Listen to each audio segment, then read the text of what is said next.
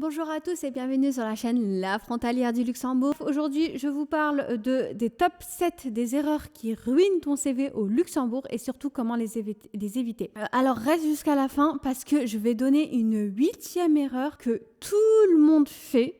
Mais avant de vous la donner, il faut que vous commentez 8e erreur et je vous la donne. N'hésitez pas à vous abonner, à liker, à partager. Je suis aussi sur les plateformes de podcast, donc Apple Podcast, Spotify, Deezer. Donc pour ceux qui sont en voiture, n'hésitez pas aussi à m'écouter. On commence tout de suite. Pourquoi ton CV est rejeté déjà de base? Alors, il faut savoir qu'au Luxembourg, un CV, c'est comme en France en fait, un CV ça peut être éliminé très rapidement. Des fois sans même le lire, c'est déjà éliminé. Donc déjà, premièrement, comme je disais dans une autre vidéo, des fois, il y a des offres d'emploi, mais souvent, on privilégie le réseautage. Donc déjà, tout s'est fait déjà en amont. C'est pour ça qu'il faut réseauter avant de postuler massivement. Mais ça, j'ai déjà dit dans une autre vidéo, donc n'hésitez pas à écouter l'autre vidéo tout simplement. Mais aussi, ce qu'il faut savoir, c'est que supposons que c'est une vraie offre d'emploi, donc pas de réseautage, etc. Il faut savoir que ton CV, c'est pas parce que tu es...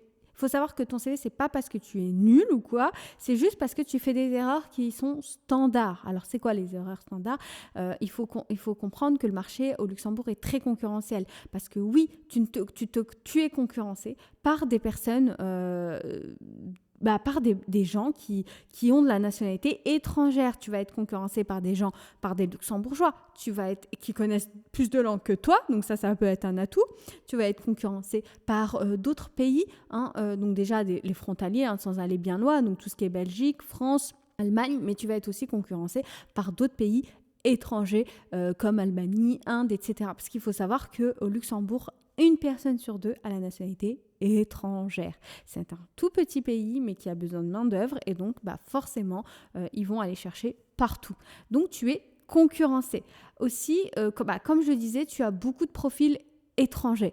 Donc voilà, je ne vais pas le redire, mais vous le savez, surtout n'oubliez pas cette statistique, une personne sur deux est étrangère. Et donc, les recruteurs sont exigeants et pressés en général. Il faut miser sur votre expérience, si vous avez de l'expérience. Si vous êtes junior, vous devez tout miser à l'entretien d'embauche. Tout miser à l'entretien d'embauche. Vraiment, faites un entretien carré. Sachez que ils vous jugent, les gens en général, je vous juge en 3 secondes. Donc, si en 3 secondes, vous n'êtes pas souriant, vous ne dites pas bonjour, vous n'êtes pas respectueux, ça va être compliqué. Et il faut savoir que le CV n'est pas un récit, c'est un outil de sélection.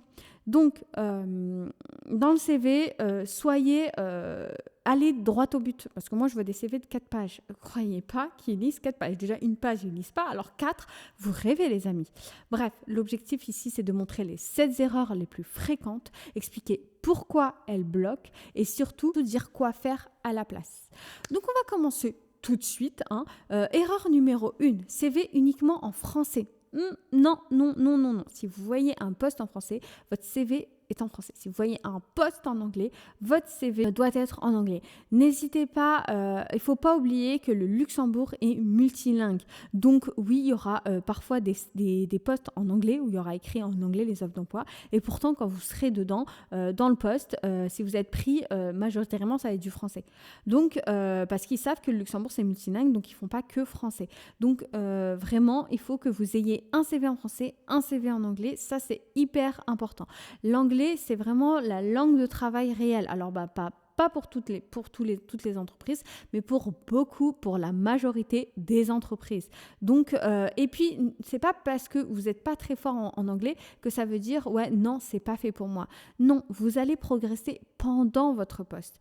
Donc, dites que vous allez vous améliorer pendant, que vous allez prendre des cours pendant, etc. Et voilà, ça va le faire. S'ils voient que vous savez parler un minimum anglais, moi j'ai un niveau B1, B2, entre B1 et B2, ils voient que vous savez parler un minimum, ils vous prennent et puis vous pourrez apprendre sur le tas. Mais vraiment, apprenez-le. Faites pas, c'est bon, c'est pas grave, c'est bon, je suis prise. Non, il faut vraiment l'apprendre. Donc, en résumé, le CV est en anglais, ça, c'est standard, mais le CV est en français si l'annonce l'est, tu vois. Si l'annonce l'exige, si l'annonce est en français. Donc, il faut toujours avoir un CV en anglais, un CV en français, mais jamais un mélange. Il faut vraiment distinguer, ok ? L'erreur numéro 2, et ce que je disais à l'introduction, c'est que le CV est beaucoup trop long. Franchement, je vois des CV de 3-4 pages. Vous vous rendez compte que même une page, ils lisent pas. Hein. Ils lisent en diagonale. Donc déjà, vous priorisez sur votre expérience. C'est ce qui compte. Et là, vous allez me dire, oui, mais moi, je suis junior, j'ai pas d'expérience. Alors, tu priorises sur tes compétences, certes. Mais le peu d'expérience que tu as, si tu as ne serait-ce qu'un stage, tu le mets en priorité. Ok, donc le CV ne doit pas être détaillé et vous faites en fonction du poste. Si le poste, en fait, vous faites quoi? Encore une fois, les amis, vous avez l'IA. Franchement, moi, j'avais pas l'IA. Vous avez l'IA. Donc, ce que vous faites, c'est que je sais pas, vous postulez pour un poste de comptable. Alors, pour être comptable, il faut être rigoureux, faut être et au-delà des compétences, ils vont vous dire, bah voilà, moi j'ai besoin que vous connaissiez tel logiciel, j'ai besoin que vous connaissiez telle règle comptable, etc. Et ben ça, en fait, dans l'offre de poste, vous faites votre CV en fonction de l'offre de poste. L'offre de poste, il vous donne des éléments de réponse. Et ben là, dans votre CV, vous les mettez. Vous dites, bah vous mentez pas. Si vous les avez pas fait, vous n'avez pas fait. Mais si vous cherchez en tant que comptable et que vous avez de l'expérience en comptable, en général, vous avez fait des choses que eux demandent. Donc, vous mettez en avant ce que vous avez fait. Ne mettez pas 40 milliards de missions, tâches que vous avez fait. On s'en fiche que vous avez rangé la paperasse administrative. Non, ou que vous avez imprimé je ne sais quoi. Non, vous mettez les 3-4 missions qui sont en lien avec l'offre d'emploi que vous postulez. Donc, par exemple, vous avez fait, de la comptabilité fournisseur dans une entreprise et que là, l'offre d'emploi dans laquelle vous postulez, il demande des connaissances en comptabilité fournisseur, et ben vous mettez cette mission-là, vous le mettez et c'est là où vous devez prioriser, vous comprenez? Donc, pas de CV trop long, une page et vous priorisez là où l'offre d'emploi souhaite. Pareil pour les compétences, vous mettez les compétences liées à l'offre d'emploi. Soyez stratégique. Les gens ne lisent pas le CV en entier, ils lisent en diagonale. Donc, il faut que quand ils lisent la diagonale, là, en diagonale, il faut qu'ils lisent ce que vous devez faire ressortir en priorité. Ça veut dire les activités que vous avez faites, les compétences que vous avez en fonction de l'offre d'emploi que vous postulez. Point. Et supprimer les missions sans valeur ajoutée, donc voir par rapport au poste, et garder ce qui sert par rapport au poste visé. Voilà, point. Conclusion, c'est ça. L'erreur numéro 3, le CV générique non ciblé. Voilà, vous allez mettre le même CV pour n'importe quel poste. Parce que par exemple, vous cherchez en finance en général, peu importe le type de poste de finance, vous allez mettre le même CV. Non, je sais que c'est plus de travail, mais non, ça marche pas. Faut pas faire ça. Il faut que, comme je vous ai déjà dit, il faut que vous fassiez un CV par rapport à l'offre d'emploi dans laquelle vous postulez. Donc mettre en avant ce que vous avez fait par rapport à l'offre d'emploi dans laquelle vous postulez. Point, tout simplement. Parce qu'en fait, le problème, c'est que le Luxembourg va recruter des profils qui sont prêts à travailler. Donc, ils veulent voir ce que vous avez fait, ce que vous savez faire et voir si c'est en lien sur ce que eux vous demandent de faire. Donc, le but, c'est de mettre ce que vous savez faire en lien avec ce qui vous demande. Tout simplement. Ensuite, le recruteur veut une adéquation immédiate. Donc, ils veulent voir que vous êtes prêt à vous adapter facilement. Donc, un poste, un CV adapté, point. Tout simplement. Donc, concrètement, ce qu'il faut faire, c'est vous reprenez les mots-clés de l'offre d'emploi, vous mettez en avant les expériences directement liées et surtout, vous supprimez le reste, tout simplement. Parce que, comme je vous ai dit, ils lisent en diagonale, donc ils ne vont pas lire en détail. Donc voilà, ça ne sert à rien. Erreur numéro 4, d'écrire les tâches au lieu des résultats.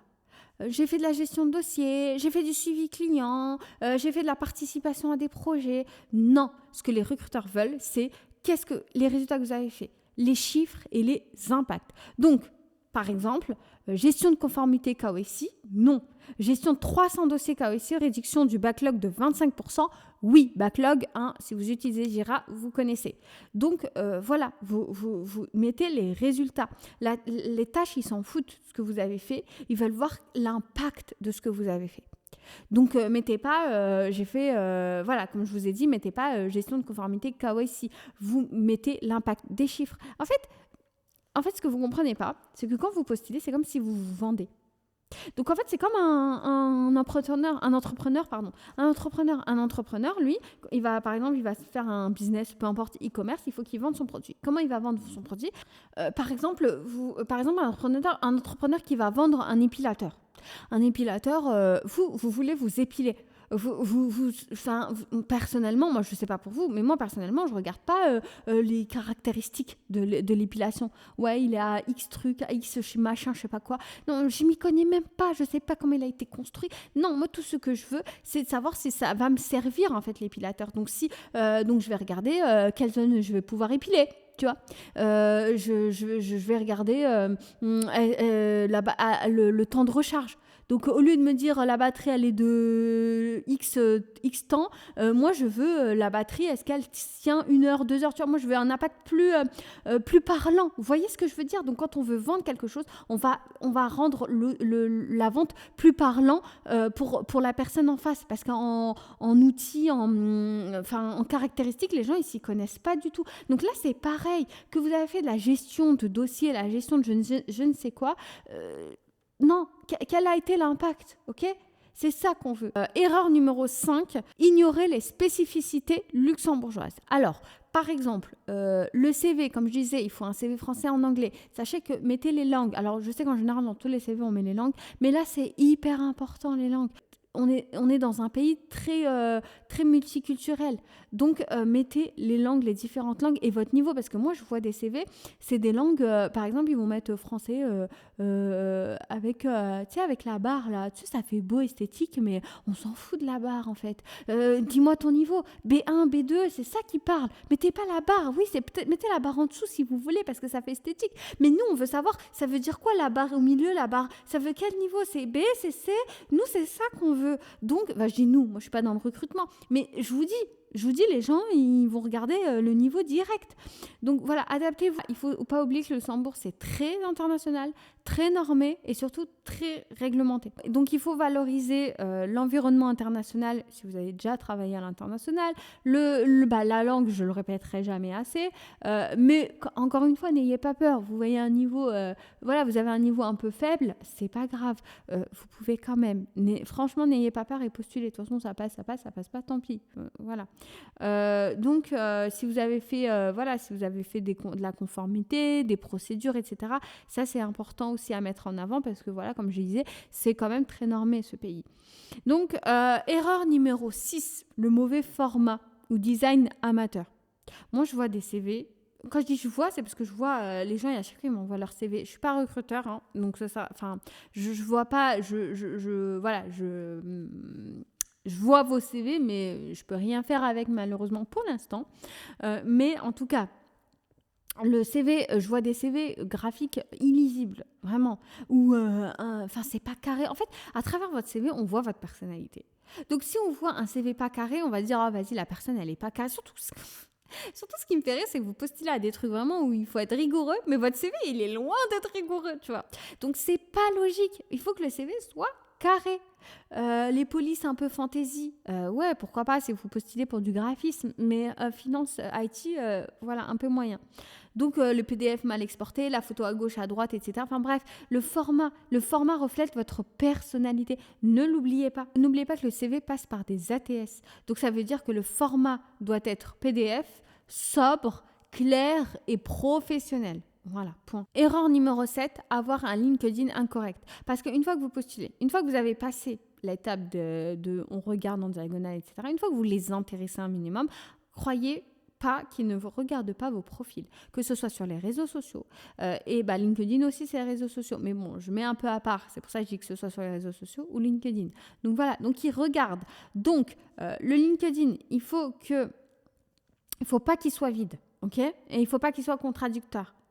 Donc, le LinkedIn, il faut que ça soit bien utilisé, ok? Le recruteur va vérifier presque systématiquement votre LinkedIn, ok? Donc, le LinkedIn doit être cohérent. Le titre doit être clair, les expériences doivent être alignées et les langues identiques au CV, ok? Donc, si vous postulez qu'à des CV en français, avec des offres d'emploi en français, CV en français, votre LinkedIn, vous le mettez en français, il n'y a pas de problème. Par contre, Par contre, mettez bien les tâches. Enfin, si vous mettez dans votre CV, je sais pas, tâches chez Renault par exemple, et que dans votre LinkedIn on voit même pas Renault, non, ça c'est complètement contradictoire. Donc, faut que ça soit cohérent en fait, les gars. Donc, regardez, vérifiez bien votre LinkedIn et faites-le correctement, s'il vous plaît.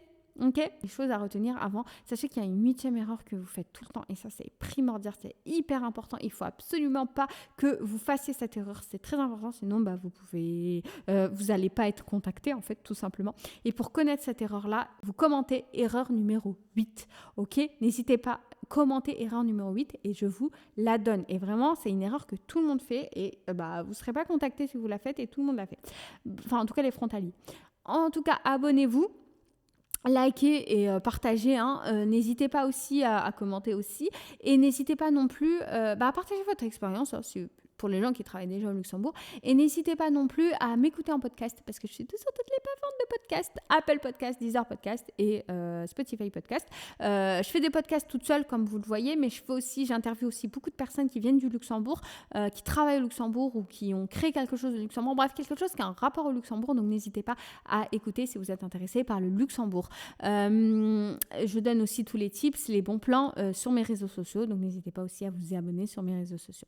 Donc maintenant la conclusion, ce qui fait la différence, un CV clair, un CV ciblé, un CV orienté résultat, un CV international, donc CV anglais, CV français, et un CV cohérent avec LinkedIn. Il faut retenir une seule phrase. Il y a une phrase à retenir de toute cette vidéo et retenez-la bien. Au Luxembourg, un mauvais CV ne te coûte pas une opportunité. Il t'exclut du marché. N'hésite pas à liker, commenter, comme je le disais, et surtout à t'abonner. Et je te dis à très vite dans une nouvelle vidéo. Ciao!